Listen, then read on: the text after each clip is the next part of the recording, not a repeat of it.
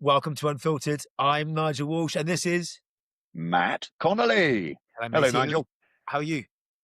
I'm really well. Yeah, it's Sunday You're in a different afternoon. spot. You're not in your usual officey space. No, Where are you? I am upstairs in the main house in my boys' playroom, I guess it is. It's kind of yeah. So we have three 18-year-olds downstairs, all the way from Australia, and so it's like a little mini youth hostel downstairs. So my office, it was a flat underneath our house, and it's now got three blow-up beds and a bunch of youngsters in there. So I it's mean, very it's sweet. been quite fun to do from down there. It might have been a bit noisier and maybe a little bit smellier, or Well, actually, you know what? They're all what asleep. what what, With what you're bad actually jet lag. saying is you are in the sanctuary and safety of a youngster's bedroom, and if this all goes terribly wrong, you're going to grab out and go and get the Lego, right? Yeah, I mean, there's a lot to play, a lot of board games in here, and there's also weirdly some booze as well. But I'm off the booze. I don't know why we keep it in our kids' playroom, but Just for safety, right? Hey, why have you got booze over just in here, case. sausage? Well, Dad's hiding it from Mum. What about you? How are you, Nigel Walsh? You I'm good? good. I'm actually very relaxed after a few days away with Mrs. Walsh. We went And for how was it? our first kid-free holiday in about 12 years. So it Yeah, was sweet. lovely. I make you laugh. The last time we went away, we left with Oscar with his Emma's mum and came back to find her in hospital having had a heart attack. So maybe that's why we didn't do it for a very long time, but they're now old enough to look after Wow. themselves. Little guy, I say little guy, not so little guy. You've met him, 6'2", is perfectly adequate and capable of looking after himself, and will be driving in 15 days. God help us. Incredible. In fact, That's amazing. that's a really good start actually for this week. I had to call the insurance company, and I called Aviva. No, I didn't. I called Admiral for our insurance because it's up for renewal and whatever else the Yeah, day before his birthday. I'm like, how do I the add and do timing. it and whatever? And the guy I spoke to, Scott, was awesome. Like he was super clear, crisp, just beautifully lovely Cardiff accent. It was just brilliant. Like it was a really cool experience. I meant to put it online as well, but really, really cool. It did make me chuckle. Does your 17-year-old who's just about to drive have his license for a month? Is he married? No.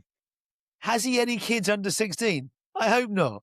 Like, they were just odd questions. And even Scott was having a good giggle going, I have to ask these questions. I'm sorry. I'm like, but they seem a little bit ridiculous.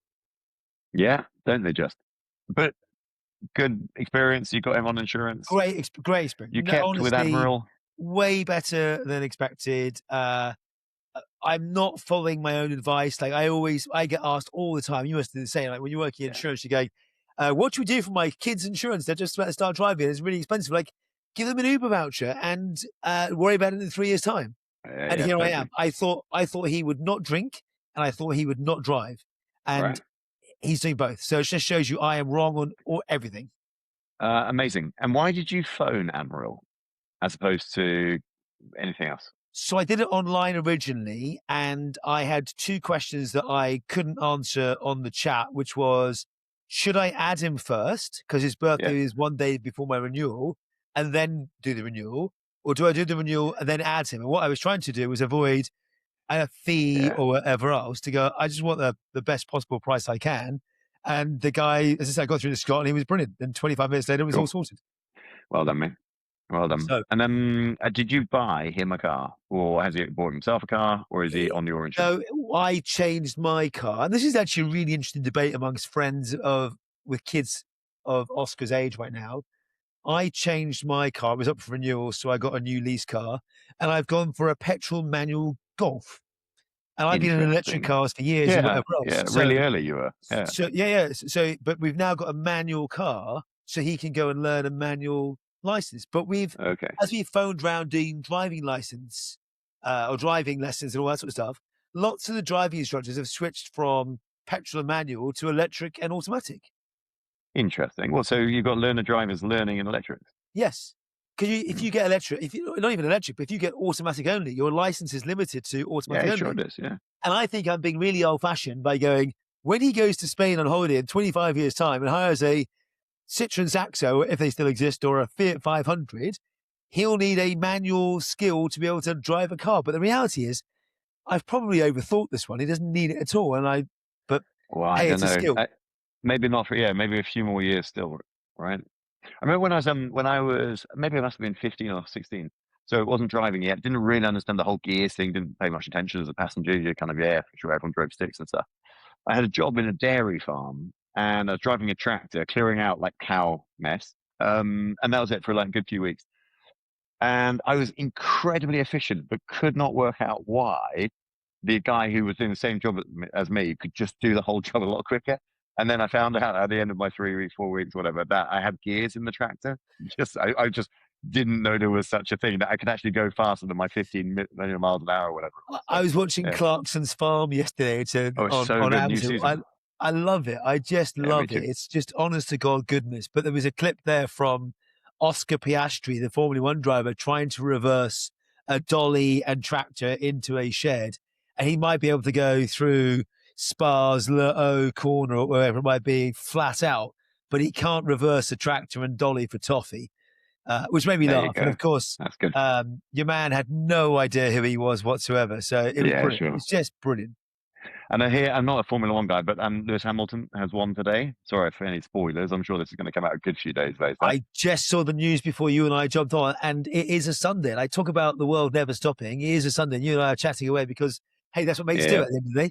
And he that's has what. won. Yeah, that's it. That's it. And Raducanu didn't win Queens. I don't know if you've been watching tennis, I've not but watched that. I it saw has been, Raducanu do the RAF flyover yesterday.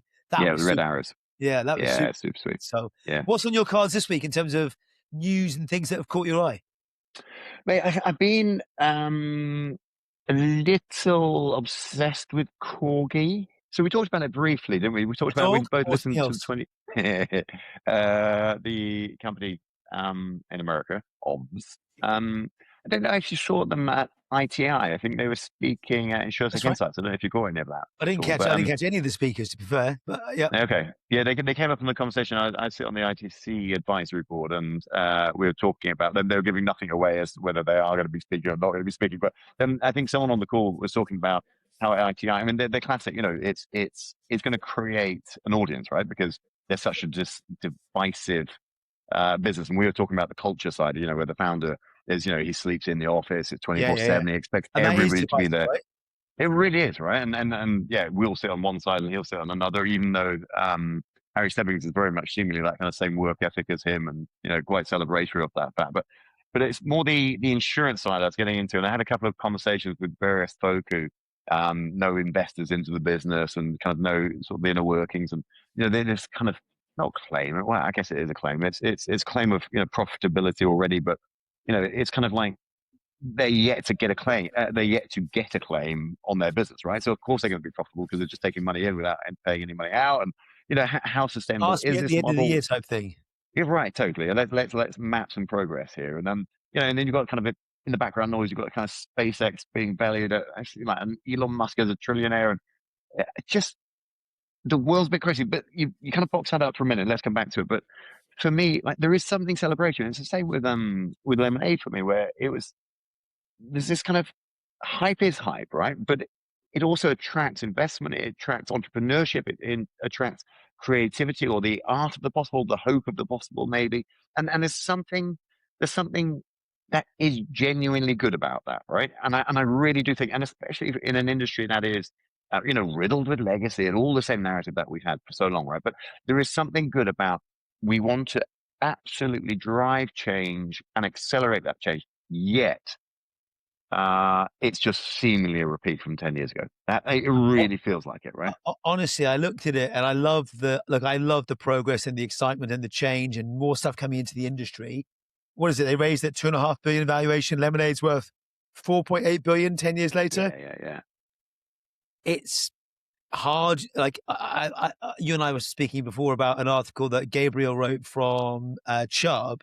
And I think one of my comments to him was insurance is still hard. Or there was another article actually I was commenting on. I can't remember who wrote it. Was it Adrian Jones at Acrisure or someone else that said, oh, look, they're now letting to let their platform out to other people. Like Mhm. that's because distribution is hard and you've got to go Yeah, after these things and it's the same pattern and the same playbook and history's repeating itself. It's no yeah, different to totally. where we were. What has changed is the technology is better today than we had 10 years ago, and all of the talk and hype. You remember my article, we have all the ingredients, but we just want cake Yeah, when it came to embedded. I don't think any of those things are different today. What's different is the ability to go execute them without changing cause or legacy or whatever else might be easier. What's not different is the protection gap, the understanding of the market, understanding what I can afford or not afford. In fact, that might have got worse with things like affordability out there. But I'm like you step back and even in the dad's chat this morning on WhatsApp, we were talking about Elon being the first trillionaire, and it's just it's interesting to watch. And then what does that mean for the kids that look up to that? And that's the aspiration. And then one of the other podcasts I was listening to, she talked about, well, if you raise anything less than 5 billion these days, it's irrelevant. yeah, yeah, yeah. It just Isn't it makes me something? think, Yeah, is the barrier to entry getting harder because the numbers in AI specifically are getting bigger and bigger and bigger? And at what yeah, point does it go pop, yeah. or will it not? Yeah, yeah, that's right. We're in fact, and so many people talk about we are at the start of this journey, right? Yeah. And therefore it's not not a bubble at all. We're just like off we go. But I think that where it becomes nonsensical for me is and maybe I'm just simply not smart enough to get it. But hey, is and Corgi is a great example. Like it was what a month before they were valued at 2.5 bill.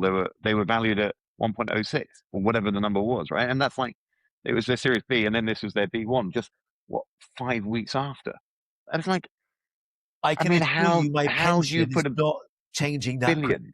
Yeah, right. How do you put a billion on your business, right? And that's and again, but Maybe you should write him and ask, "Hey, what did you do?" Because I'd like to do the well, same for Sonar. maybe I should interview him, right? Maybe we should interview him, Let's Nigel. do that. We should get him on the pod, Tell you and what, then he's got a we'll go chance. to his office, to the Corgi Cafe, number one, and Yeah, number two, we'll bring our own mattress. there we go, perfect. Like a night at the museum, a night at Corgi. I'm going to have to wait for the Australians to leave the flat, and then I'll get the mattresses back, and then I can take it, right? I've got a Until spare then, one you can borrow. Don't worry. yeah, perfect. Right, Are we going top to tail perfect. or no? Too much? No, it'll Whatever. be fine. It'll be fine. It'll be fine. I'll be big spoon. How was your week? What have you been up to? What have you seen? I was away, as you know. I had as I said, a little trip with Emma, which was fantastic.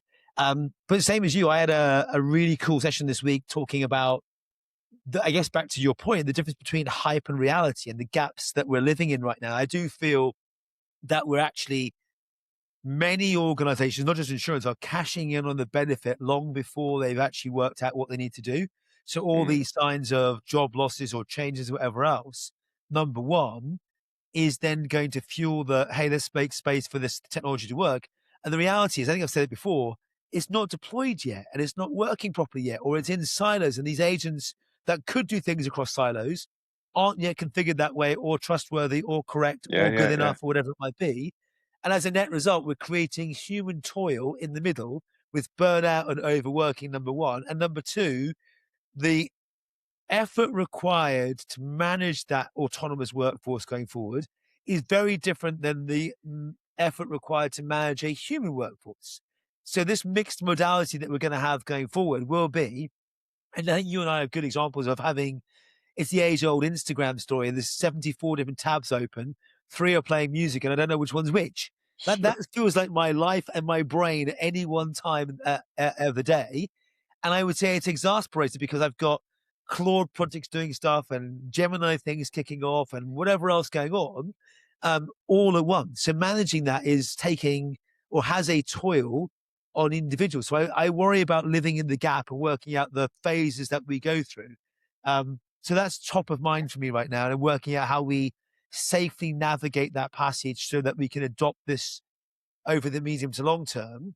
But short to medium, I think we're actually going to need more people. And I keep going back to the articles I mm, shared last week around Ben Evans and Aaron Levy from Box, where when the cost of arguing goes to zero, we need more people. We went from pen and paper to calculators to Excel spreadsheets to accounts packages, we needed more accountants, not less.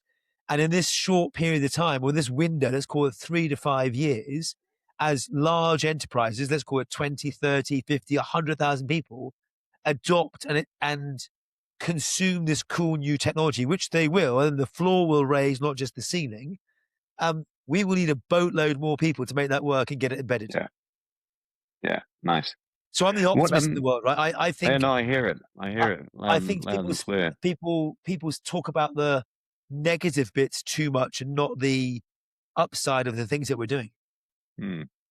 One of the things I know we talked about this over the years, but with your US hat on, I'm always interested about like this kind of European versus rest of the world almost, right? So, certainly versus US, but there's also China and probably beyond. Like we've lost the model race, right? I feel maybe that should be phrased as a question as opposed to a statement. But in terms of kind of like because the part of it is like Anthropic just kind of closing down Fable. Is it Fable 5? Was it yeah, this week? And it's just which kind of everybody starts to go on, and yes, it crunches to twice as many tokens and all the rest, but anyone in their right mind is going to use the best model to get the best work out of them. And if you're going to invest in time and all the rest, but it's kind of like it's sort of like US Europe versus Europe. Like where because I can see jobs. I mean, these businesses like the Anthropics, the Gemini's, sorry, the Googles, the Open AIs of the world. I mean, there will be consolidation, of course, but they're driving the charge, and those companies are Yeah. growing, right? Put SpaceX in that as well somewhere. It's We've odd, gone from Fang to Mangoes, haven't we? Like it used to be right? Facebook, Apple, Amazon, Netflix, Google, There you Fang. go. And now we're going to Yeah, Mangoes yeah, because we've included SpaceX and we've yeah. included lots of other stuff. So, but like, can we claw our way back? Is it a different? I'm saying this with absolute kind of like a complete bias in where I think the position is. But can we get there? Also, then, is there a territorial ownership around these models where actually all US companies will be able to use Fable, but no one else outside of the world, right? And that's why Anthropic closed it down because they weren't able to just like say actually it's just this territory, not these others. But it's kind of like there's kind of the arms race for whether it's AI or whatever. It really interests me, especially when So you talk about your boy being 62 and stuff, and my boy's definitely not because he's 8 years old. That'd be strange. But it's kind of like when you're trying to give him the best education, environment, opportunities, and all the rest. It's like, do we get that in the UK? And I don't want to turn this into a political whatever, but from a tech standpoint, right? And when we're talking about jobs and we're talking about artificial intelligence, where do we sit at a European level? Because I'm really Well, I'm it's fascinated. it's a What are debate your that comes thoughts? up.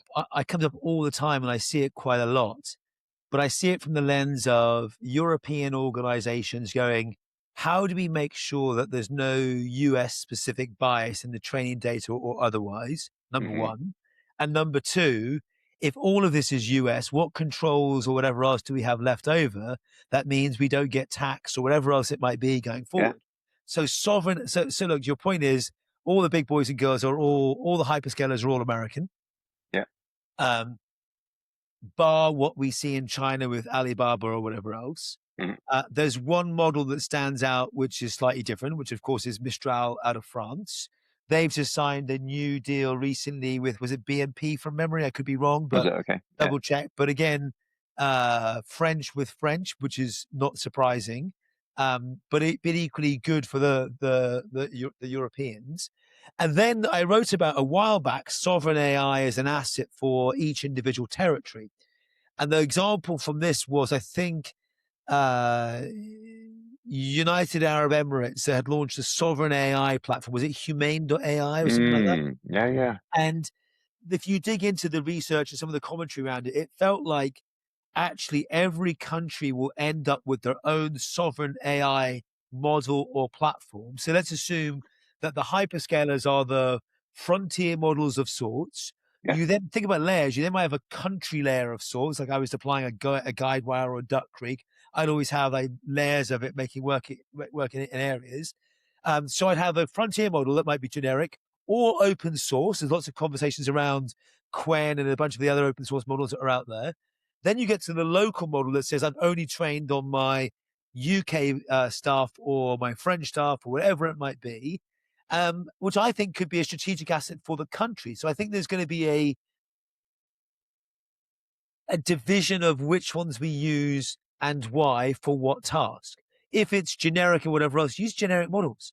But if Yeah. it's, but to your point, we're not going to go and use Fable 5 for summarizing what I was showing you a minute ago about looking for vegetarian recipes with barbecues, because these are the ingredients I've got in my fridge. They're coming up with great suggestions. You don't need it. But you say you're not, but I bet we will until, right? And that until being until we're really like, it's the whole token maxing thing, right? Until we're starting to, and maybe for you and I, where I don't know. I think maybe it's just we're not smashing this, but absolutely, if it's a development house who've got serious budgets aligned to it, you're gonna try and optimize the token spend, right? But I mean, I've been using You Fable are, but I 5 for think my one of the whatever's. one of the things we're going to do, back to our conversation about automatic versus manual cars, we're going to get into the AI world, and we're not going to want to choose a gear. We're going to go, hey, I'm looking for a recipe, go use the Noddy model. I'm looking for quantum physics help with PhD level thinking and reasoning. We'll go use the right model for it. But what it Yeah, won't do for the majority of people, in my mind at least, is it won't say to you, hey, Matt, which model do you want to use? It yeah. will automatically give you the right gear for the climate you've got and give you the option to change if you want to. But that's the application layer, right? And then it's like what we're doing with Sonar 2.0, right? You're using Sonar 2.0. We're using the different models for the different types of research and the different, and it's we will always be upgrading to the best. And this is then another interesting thing about Fable, right? Is then you start using a new latest greatest model, and then suddenly it's pulled. Like how much that's going to erode your trust. It's going to erode the stability. There's all sorts of knock-on effects around that. And maybe once they're out, I'm not going to be jumping shit from Mantaropic because Yeah, yeah. of But this one time. But you'll find the thing that is most relevant and comfortable for you to use.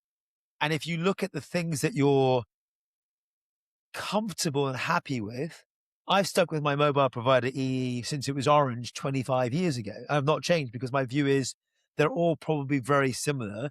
And actually, I'm more interested in the handset than I am the network, as long as the network gets me a good enough signal. Um, you're still on the original handset as well.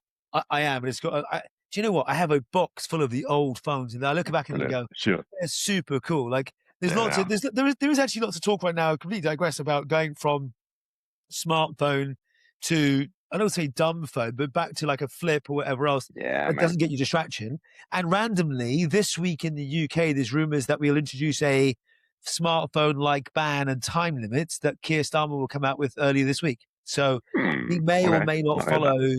We may or may not follow what the Australians have done. Although, again, reading about that, they've said it may not have been successful. So, Interesting. but sticking with government stuff, and go back to your sovereign piece, we also announced this week in the UK a 1.1 billion pound investment for sovereign AI infrastructure, whether it is compute, chip development, capital, Yeah. skills, etc. So I do think governments will see this as a strategic asset and work out how we can be, in the same way that we want to be energy secure, how we be AI secure in the new Yeah. world. Yeah. I think that infrastructure opportunity could be a really good one for us in the UK. And it's great. It's great that investment's there, right? So And the flip side is back to the things like AI backlash that I talked about before we started press record. 30 US states right now have banned the building of data centers. yeah, which is So, interesting as well, right? which is really like, because people are going, we're booing speeches, we've had enough of this, it's taking all our jobs. We have a communications problem. We saw Standard Chartered CEO call people Yeah. low value human capital. We saw was it Cloudflare's CEO talk about measurers that we don't need anymore. And these are humans, like boys and girls, men and women, mortgages, kids. We've got to think of a better way of being more positive about the change that you've got and where these people go going forward. Mate, I love it. Right, right? Such an optimist, aren't you? It's great. I really am, because I think Yeah, this. I it's think good. it will. I don't think we're putting the toothpaste back in the tube once it's out, but I also think it will all figure itself out in a way, right? We were going to need more Yeah, people. run me through the toothpaste one. I mean, it's just not a phrase I'm terribly Have used you to. never heard the phrase? Once the toothpaste is out of the tube, you're never going to get back in. Ah, amazing what I've missed. One for you to Google later. I will. I can't wait. It's gonna how I'm gonna spend my Sunday evening, much. Mate, in terms of Sunday evening, how are you spending yours? I am about to go cook a barbecue, so Oh, just with the I'm vegetarian literally recipe. Okay. preparing now. I've been to the store. We are about to go barbecue. The sun has gone in though while I'm talking to you, so I'm waiting for it to rain. Then I go out and barbecue probably. So that's what I'm going to do. Yeah, it's And not we going to might rain. go to the cinema. I've not been to the cinema in That'd be ages. fun. Have you checked out what's on? We want to go see Michael, the Michael Yeah, Jackson great. thing. What about you? What are you up to? Not a lot, I think. And so I've been in Glastonbury. Been in Glastonbury wearing a pink Lacoste top. I mean, just completely. As soon as I arrived, I got out of the car. I go, yeah. I mean, it's just not the vibe, is it?